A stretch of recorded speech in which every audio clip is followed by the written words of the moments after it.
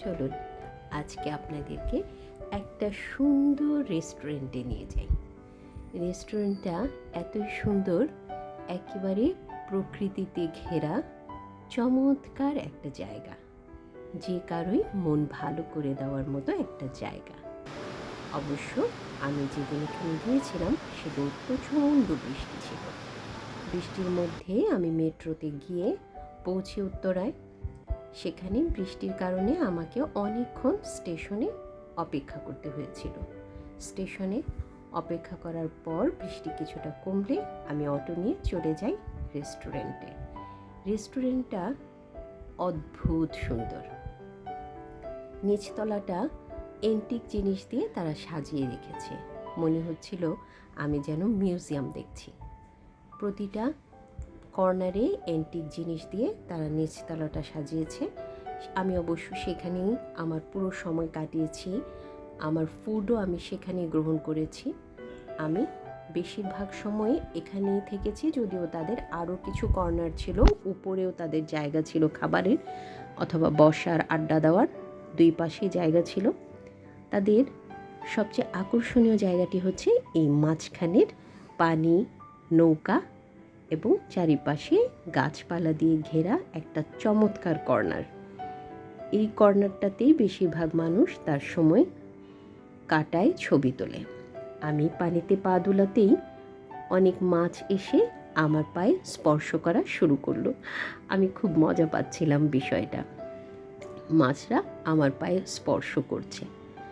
এছাড়া তাদের প্রতিটি কর্নারে এমনভাবে সাজানো যেন সব জায়গায় আপনার বসতে ভালো লাগবে, ছবি তুলতে ভালো লাগবে। এত সুন্দর নান্দনিকভাবে তারা জিনিসটাকে সাজিয়ে রেখেছে না, সত্যি দারুণ লেগেছিল আমার। তারপর আমার নৌকায় চড়ার পালা। নৌকায় চড়ে বসলাম। নৌকায় চড়ে বসার আগে আমার ক্যামেরাটা একটু আমি সেট করে নিচ্ছি। আমার ক্যামেরা সেট হয়ে গেছে। এখন আমি বৈঠা পেয়ে গেছি। যদিও আমি নৌকা চালাতে জানি না, তবে ক্যামেরার সামনে তো পারবো। আমার বৈঠায় নৌকা নড়বেও না, যদিও এখানে পর্যাপ্ত পানি নেই নৌকা চলার মতো। তারপরেও আমি নৌকা চালানোর চেষ্টা করছি, বেশ উপভোগ করছিলাম আমি বিষয়টা। তবে একটা মজার বিষয় ছিল, আমি যখন পানিতে হাত দিয়ে নাড়ছিলাম তখন কিছু রঙিন মাছ সেখানে এসে হাজির হয়। এই জিনিসটা আমি খুব উপভোগ করছিলাম।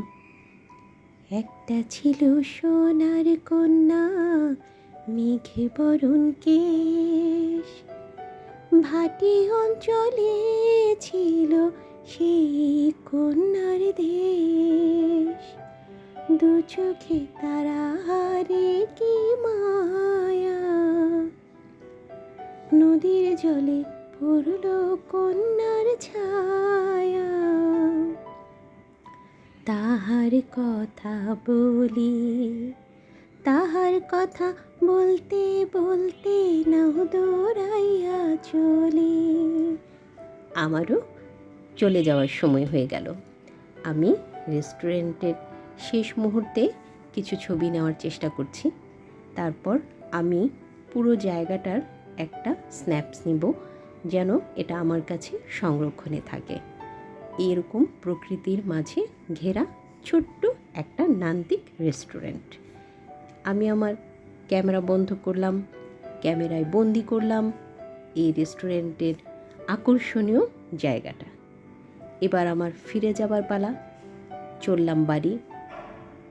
একটা সুন্দর দিন উপভোগ করলাম, বৃষ্টি ভেজা প্রকৃতির মাঝে বৃষ্টি ভেজা একটি দিন উপভোগ।